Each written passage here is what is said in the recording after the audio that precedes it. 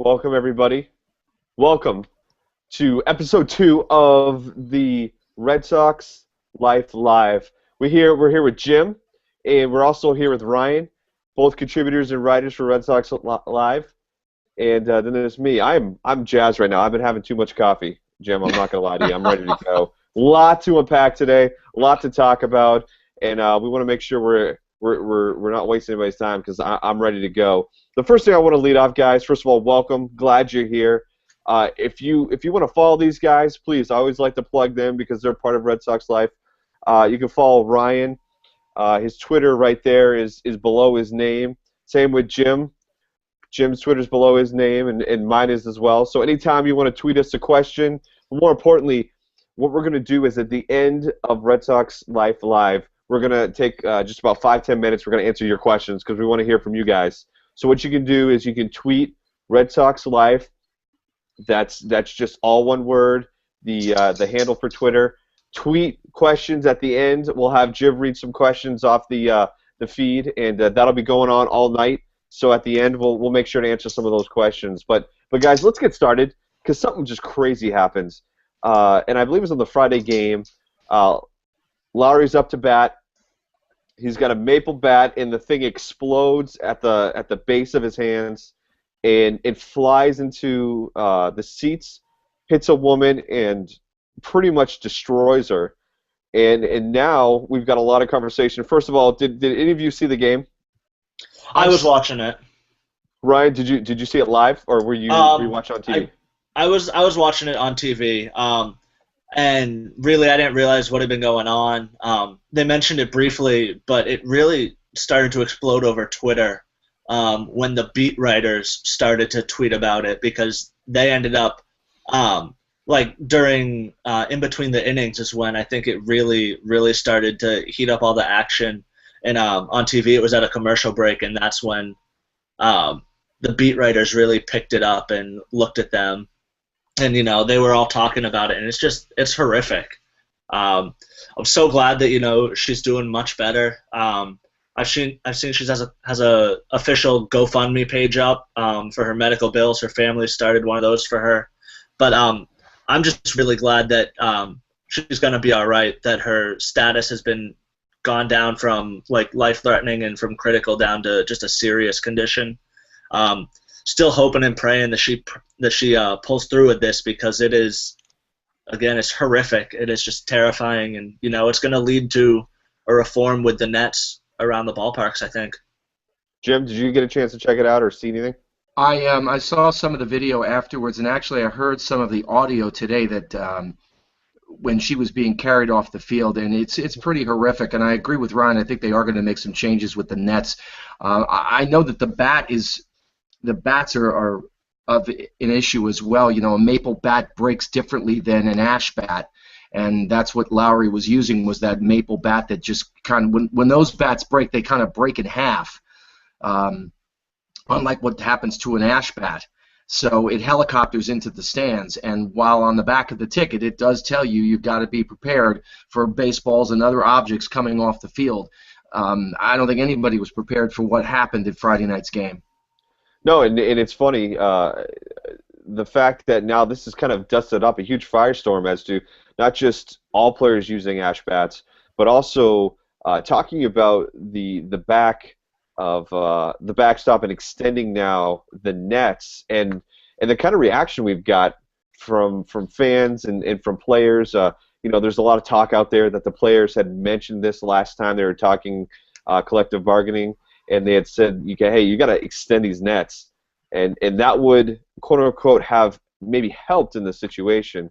But if you listen to Lowry's post game discussion on it, he kind of said, it's unfortunate, it's terrible, but the solution is more nets, not changing bats, and that kind of didn't sit well. I don't know if you listened to some of the sports talk radio today, and the fact that he just kind of dismissed it as we need more nets, I don't want to change my bat, was sort of rubbed people the wrong way. Jim, do you think they need to do the nets? Do you think it's the bat thing, or how do you fix this problem, baseball? I've never been a big fan of the maple bats. Supposedly they're harder but I'm not a big fan of them. I'd like to see them go back to the ash bat. Certainly, it's probably easier to put the netting up or extend the netting a little bit. And the other issue at Fenway is, they added some of those seats a few years ago that weren't there 10, 12, 15 years ago, and those seats are now closer, and that's putting more people in harm's way. So that's another topic for discussion for Red Sox purposes. Ryan? I think with the bats, it comes down to the personal preference of the players, and if they've been using maple bats since they've been in the majors and they've been in the minor leagues, it's going to be really difficult for them to change their bats, just because baseball players are extremely superstitious and all that, and they like things done a certain way, so it might be real tough for them to switch it up to go from maple to ash. I think that the solution will be in the netting, and then that'll mean that a lot of fans will complain. It'll take away from some of the atmosphere potentially of if the netting is extended, because a lot of people buy those seats to get foul balls. But it's all about the safety of the fans. It's all about the safety of the game. The players care more about the safety of the game. Everybody should care more about the safety of the fans and all that. So I think the nets are really where it should change. So let's move on. Hopefully that woman, gets better, has a full recovery. That was a crazy scene, and yeah. So let's move on to Pablo Sandoval. Let's talk about the mess that is the Panda here. Not only is he having trouble switch hitting on the right side, not only is he having trouble just maintaining somewhat of a respectable batting average and power numbers, but now he's just sucking in the field hardcore. Last two games against the Twins could arguably be put all the blame put on him for fielding errors. I mean, we paid an arm and a leg for this guy. He was supposed to come in. He's supposed to create a winning atmosphere in Boston, and it looks like he's choking big time. Had a nice hit to keep the rally going in the 8th against the A's in that third game. So, great. But it doesn't take away from the crap storm that has been Sandoval. Jim, just some overview of what you think of Sandoval so far, and is he the new Carl Crawford 2.0? Can he handle the pressure in Boston? I've never seen people come here and have such an issue with pressure like some players, and it seems like he's Carl Crawford 2.0. I never thought of him as a great defensive player. I thought he was adequate, and obviously he steps his game up in the postseason when the pressure is most on you, you would think. But I did not expect anything this bad, and you may have, Scott, a question of whether he is Carl Crawford 2.0. He doesn't seem to be as tight as Crawford did. After Crawford had been here for a while, you got that feeling that he was really, really uncomfortable. And that kind of surprised me about Crawford, because I always thought that he played especially well in Fenway Park. I remember Jason Varitek saying that when Crawford came to the league, he added a couple of years to Varitek's career because he didn't have to worry about throwing him out anymore. And obviously Sandoval, if the World Series is the grand stage for baseball, and obviously there's a lot of pressure there, you would think if he could handle that, he could handle the everyday playing in Boston. I think he happened to pick a bad time to have a really bad series against the Twins. Those two errors that he committed in that series were just absolutely brutal. Ryan? Yeah, I think that he started the season off really well. In April, he hit 312, and then he really tanked in May, and he hit 200. So, offensively, he had a really bad month, and then he hasn't played much this month, but he's been bad as well. I think, Farrell did a really good job with, sitting him for a couple of days. We've seen how that's helped. At least Ortiz came back after sitting a couple of days and was a little bit more productive. He was productive yesterday, going 2 for 4. Hopefully that helps him turn it around a little bit. But I think it's a little too early to call him Carl Crawford 2.0. Where 60 plus games into the season now, but we're not at the midway point. He's not a year into his contract and still struggling due to pressure. it's expected to come to Boston and have pressure on you. It's one of the biggest markets for baseball, and he's just going to have to adjust to that. But defensively as well, I don't see him as a third baseman for an extremely long time while he's with the Red Sox. He was very adamant when he was introduced that he was going to be a third baseman, but I see him as a first baseman transitioning over after Mike Napoli leaves. See, here's what I think. Number one, that guy's got to lose weight. Jim, whatever T25 you're doing, you need to ship that over to Sandoval, because I don't care who you are. I don't care how shifty and how fleet of foot you are. Weight is weight. And those knees and those ankles are going to catch up to him, and he's gonna be walking around with a walker at third base and have probably the same mobility as he have right now. It's been brutal to watch. The other thing is this is a great example of why when Boston has homegrown players coming up through the system, they get to the majors, they show they can play in this market, they can handle the media. Think about paying a little extra to keep them, right? This goes back to the John Lesters, maybe the Jacoby Ellsburys. You know, I think there's something to be said of people that can handle playing in Boston. It's not Milwaukee. It's not Cleveland. This place is rabid. The fans are just as brutal. We turned on this team last week, and after a sweep of the A's, we're already getting the duck boats ready. We already think they're making the playoffs, right? Mm-hmm. This team, we're fickle. Okay, I'm the first one to say it, but my gosh, that's brutal. The other thing, I don't understand what we're doing here with this guy. I have a hard time thinking in the next year or two he's going to be over at third or at first base. Cicchini's not ready to come up and play third. He can't hit. He's still working on that defense, even though I would pick him over Sandoval at this point to put him out there at third. But my gosh, man, I mean, you pay money for this guy to perform and to give you something, and I feel like I've been a little let down. And I forgot where it was, but out of the 42 or 43 games I've already played, Kyle Crawford had better numbers than Sandoval did his first 43 games. I mean, that's saying something. We thought Crawford sucked. I mean, he did suck. He was awful. Wasn't as advertised. And I'm concerned.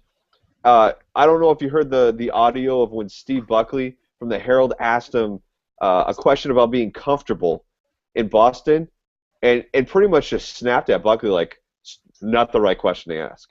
Actually, that's the perfect question to ask, because you look like a tool out in third base, and I'm wondering whether or not you need to be there or sitting on the bench pinch hitting when we need you, because he came in and did a great job of that in a couple of games. So I'm just, I don't want to be the cynical jerk that thinks like, man, this guy's Kyle Crawford 2.0, but it really starting to look like we're seeing this play again, and it's the first act, and we know how the second act goes. You ship him to L.A. and you get out of that contract. Yeah, well, I don't think the Dodgers are bailing us out this time, though. You don't think Magic's going to come in and take $200-300 million worth of a contract out? No. So I don't know. I want to see Sandoval do better. I want to see his numbers grow. I mean, 244 right now of a batting average. That's not what we paid him for. We paid him to hit for average. We paid him to show some power. And more importantly, we paid him to be a winner in the postseason, so he's not worth it if we don't get there. Yeah, we have to get there. Yeah, you got to get there, and so I'm still a little shaky on whether or not we're going to see that happen. Let's move over to pitching, and let's talk about Stephen Wright, knuckleballer. Couple appearances, couple starts. Personally, I thought Wright did a great job. I mean, he wasn't, shut out, lights out, but I thought he kept the Sox in a ton of games. And because of Kelly's power, Farrell decided that he's going to put the knuckleballer into the bullpen and stick with Kelly. Ryan, smart or dumb move? I think that it would have been smarter to stick with a six-man. It gives every guy an extra day of rest, which, they all could use, especially when they were all struggling. So I'm not a huge fan of throwing him into the pen. But at the same time, as a knuckleball pitcher in the pen, he can be that long relief guy every day. So he could go out and he could throw 70 pitches on Tuesday and be available to be used on Wednesday if the starters get into a lot of trouble. So I think both moves had their upsides, but I think I would have liked to have seen him get at least another start to show us what he could do again. What do you think, Jim? Do you agree? I'm in favor of leaving Kelly where he is for the time being. You love that. You love that 97-mile-an-hour fastball, don't you? Yeah, there's something about that, if he can learn how to take off just enough to help his location.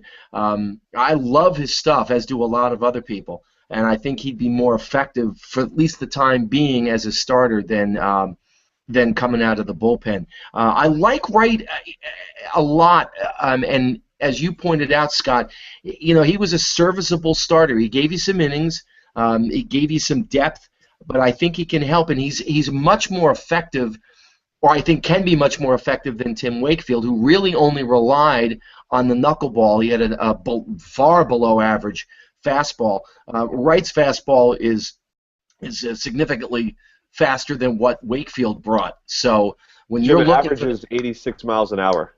And Wakefield was what, 71, I think? On a good day. Yeah, on a good day. I think Wake was 68 to 71. So there's a big difference right there. And if you're looking knuckleball and you get an 86 mile an hour fastball, that may as well be 95. Because the difference in speed, you're not expecting it.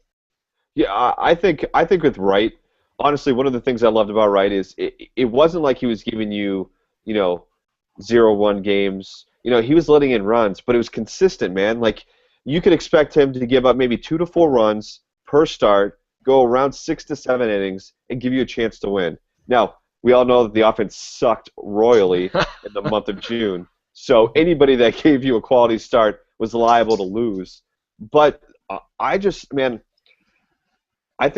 Kelly and Buchholz have the same problem. It's all up here. It's just all up there, and some nights they show you Cy Young caliber stuff, filth, and then there's some nights where you're just wondering, like, what are you doing up here? You definitely need some kind of Prozac, Xanax, something to calm you down, especially when they have runners on base. I have never met two people that have more ADD with runners at first base than Buchholz and Kelly. They spend more time throwing over to first than I've seen any other pitcher. It's ridiculous. But with Wright, I think he'll be okay in the bullpen. I have a fear here, Jim and Ryan, and I've seen this with, oh my gosh, help me out with the other guy. I'm blanking here. The other kid that was called up from Pawtucket that's now in the pen. Matt Barnes? Barnes, yeah. My fear is that the Red Sox are going to start relegating these guys to the pen to continue holding on to Kelly, to continue holding on to Porcello, to Masterson. My God, if he comes back into this rotation, I'm going to lose it. But these guys who Farrell feels like he can do something with, I feel like the Pawtucket guys are getting pushed to the bullpen, and that's a concern for me because we don't need them in there. If anything, we've seen Rodriguez, those 2 high-quality starts. We got to give him some opportunity. We got to give him a chance. And I think Barnes got relegated real quick to the pen, and we've seen he hasn't looked good there. What are your thoughts on that, Jim? Do you think Farrell's pushing him to the pen too soon? I saw Barnes actually pitch in college and was thrilled when the Red Sox drafted him. I thought he'd be a pretty good major league starter. I don't know if this is a case of them not having faith in him as a starter or whether they're just trying to get his feet wet at the major league level in the bullpen and they're just measuring their time with him. I really can't answer that for you. What do you think, Ryan? Yeah, I think it's really tough. I'd rather see some of these guys getting quality starts down in AAA than coming out of the bullpen. We've seen what happens when we go from starting pitcher to a bullpen to starting pitcher to bullpen. It's the Daniel Bard effect. And, it just screws with their head. So I'd rather see if we have these guys who've come up through the system as starters, to keep them as starters at the major league level or ship them back down to Pawtucket so that they can remain starters. Yeah, I mean, spot starts are great. I don't mind that at all. I think that's good for any kind of development. But Jim, I'm gonna be honest with you. I'm concerned that Barnes is. Farrell has already shown at some of a lack of an ability to develop players, young players.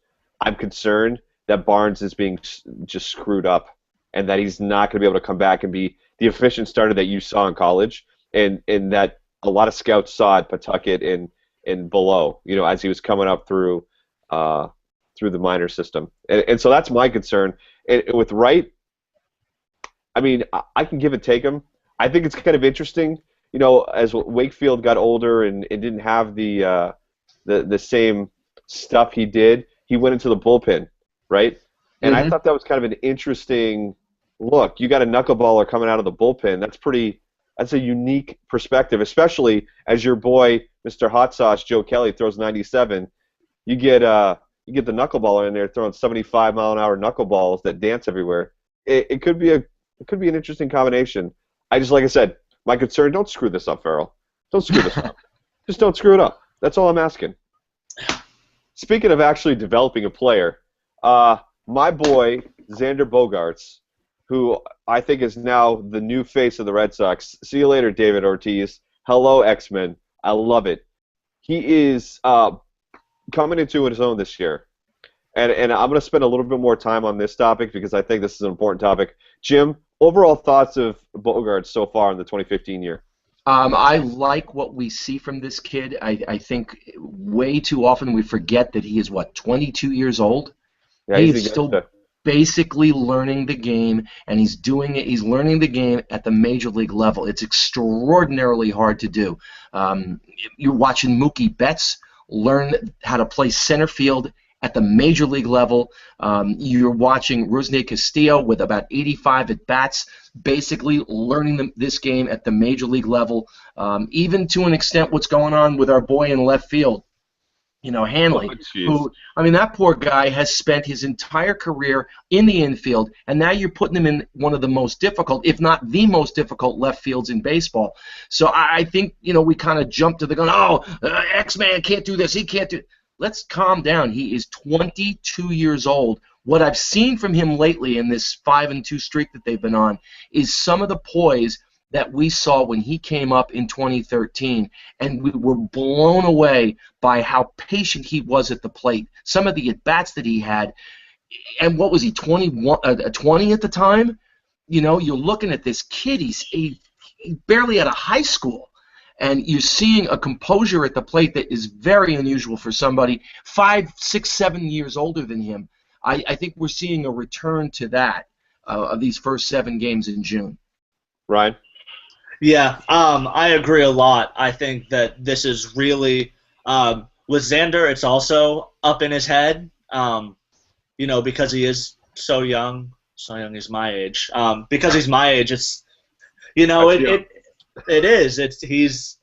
It's all in his head as well. And he was fantastic in 2013, and then last year the team messed with his head, and they bounced in between shortstop and third, and they brought in Stephen Drew, and then they got rid of Stephen Drew, and it was just, it was a mess. Don't even say anything, Jim. I don't care what you think about Stephen Drew.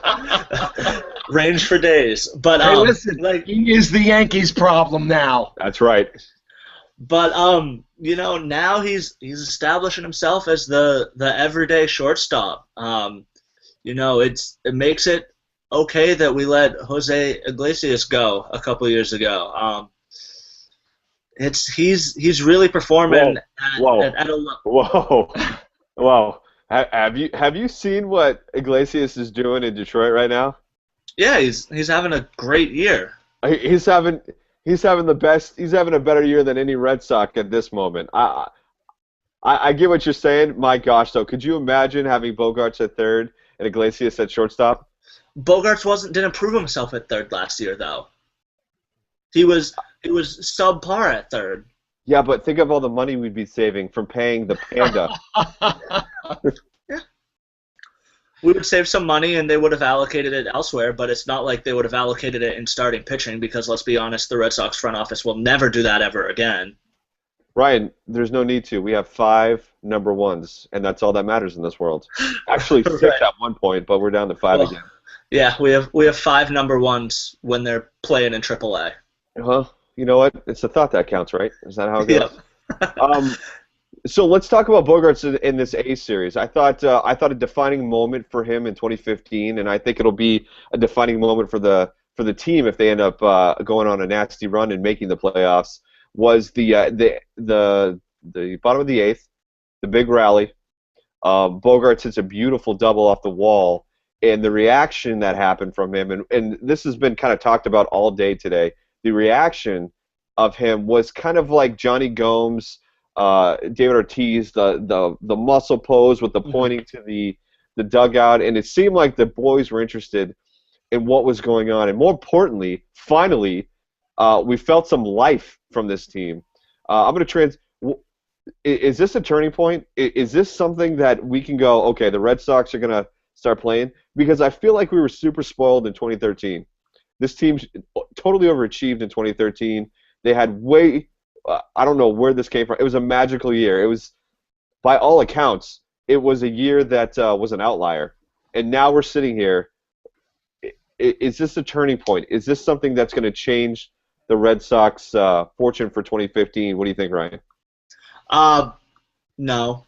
Sorry. It is not. While we've had some fantastic starts from the pitching staff, they didn't go against Sonny Gray this series, who, while we did face him on the road trip and we had a good game against him, this pitching staff cannot support the offense if the offense gets hot.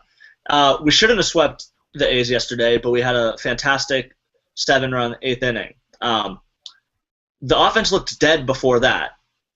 I'd love to say that, this is going to be a turning point and the team is going to go on a tear in June and bring it into July, but I just can't see it. While it seems like no matter what happens, if the offense is hot, the pitching is cold, and if the pitching is hot, the offense is cold. So what really will turn this team around is when we get a couple good games of hot offense and hot pitching. But until then, I'm really not sold on this team turning it up in the summertime. Jim, I got to believe you have more of a sunny side up disposition on this team now.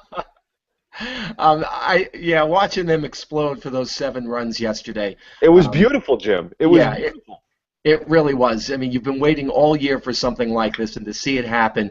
Whether he becomes the X-Man, the face of the offense or face of the team, as you said a few minutes ago, Scott, I'm not quite sure if we're ready for that yet. Pedroia may have something to say about that.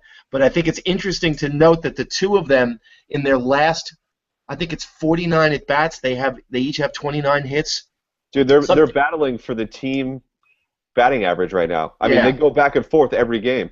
Yeah, it's been fun to watch the two of them. I'm a huge fan of Bogarts. I'd love to see him just continue what he's been doing. I do think that yesterday was a bit of a statement.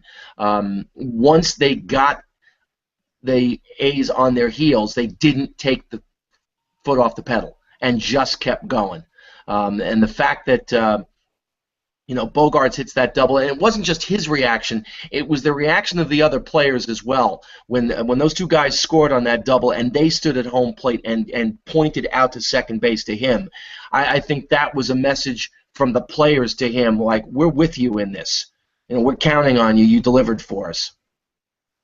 Yeah, I mean, I really like this, but I'm not about to jump on the bandwagon of cue the duck boats, which is what this fan base goes from. They go from let's go to the Tobin and jump off the Tobin to a week later of, all right, cue up the duck boats. We'll see you all on Boylston Street in October.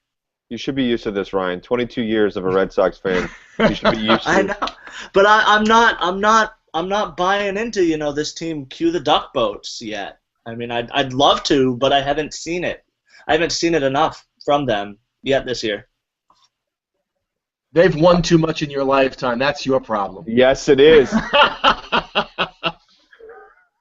Jim's been around in the dark days when they couldn't get Buckner. You have to remind me. Yeah, there's just so many.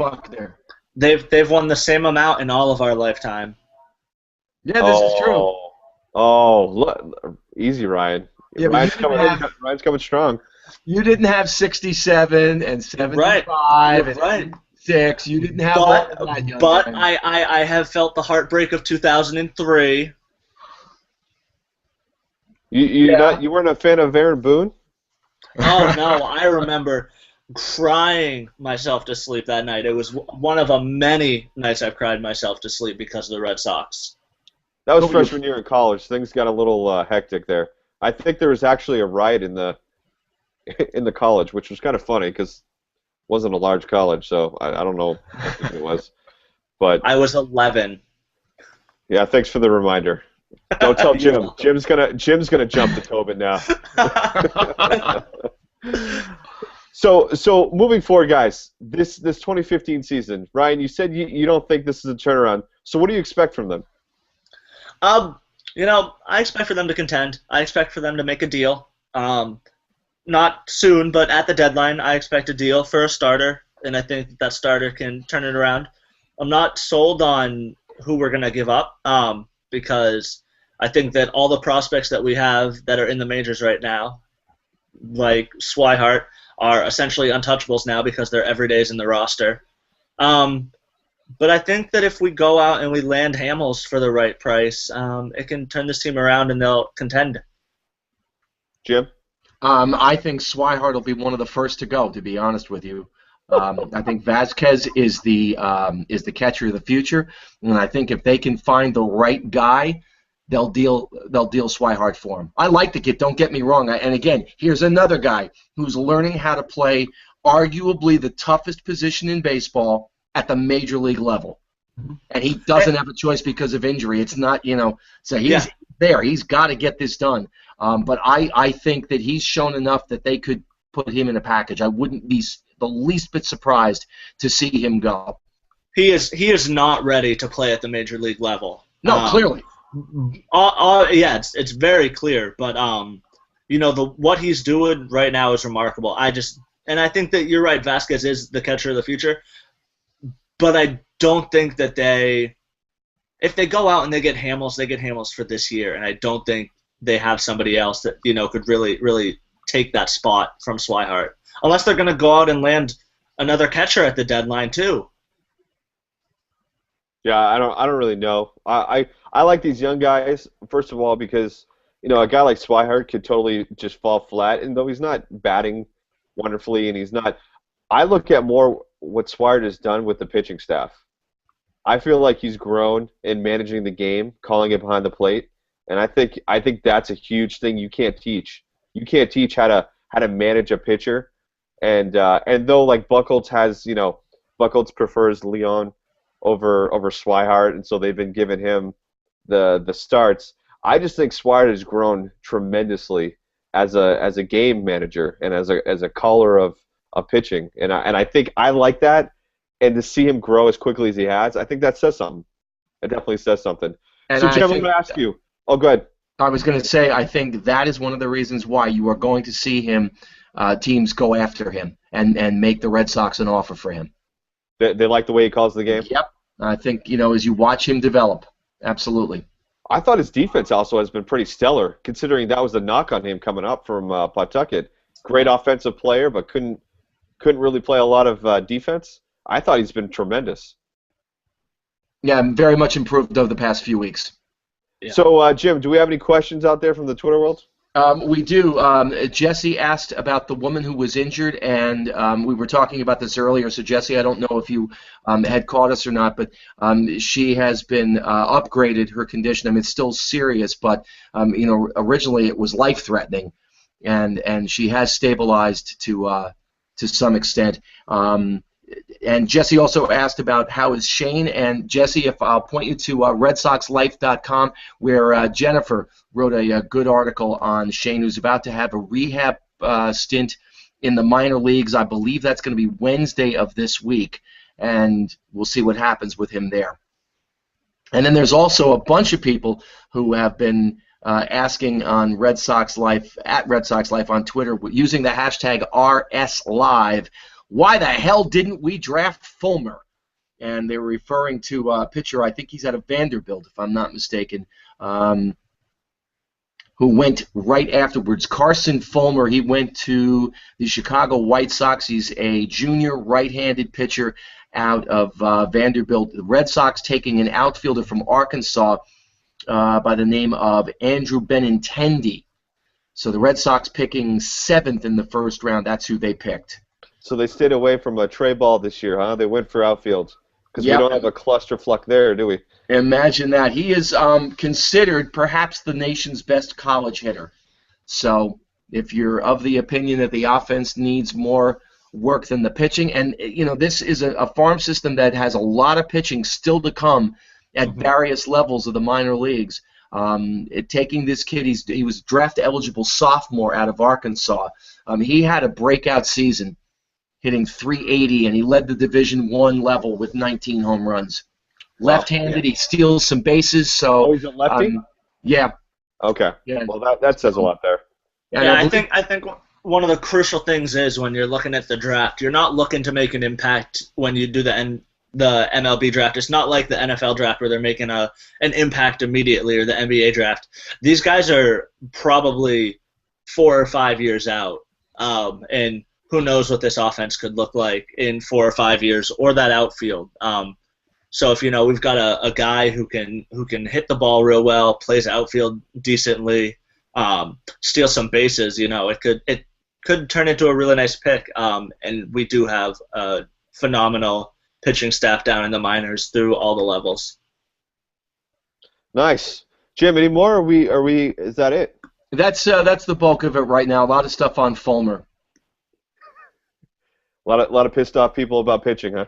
Yeah. I think the pitching will be fine. I don't have a problem with this. And as Ryan just said, I mean, the draft is an absolute crapshoot. It really is. You think of how many guys perform at the major league level who were low draft picks or didn't get drafted. And you can look even just with the Red Sox. Daniel Nava is a great story along those lines. Go to the Yankees. Brett Gardner. A guy who got cut from his college team, showed up for practice the next day. What are you doing here? The coach said to him. He said, I can play at this level.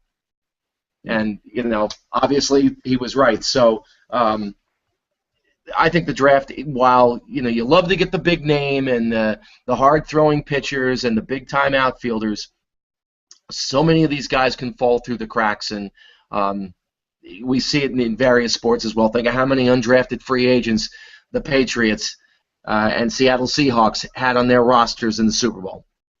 This is true. This is very true. Well, gentlemen, thanks. It's been episode 2 of Red Sox Life Live.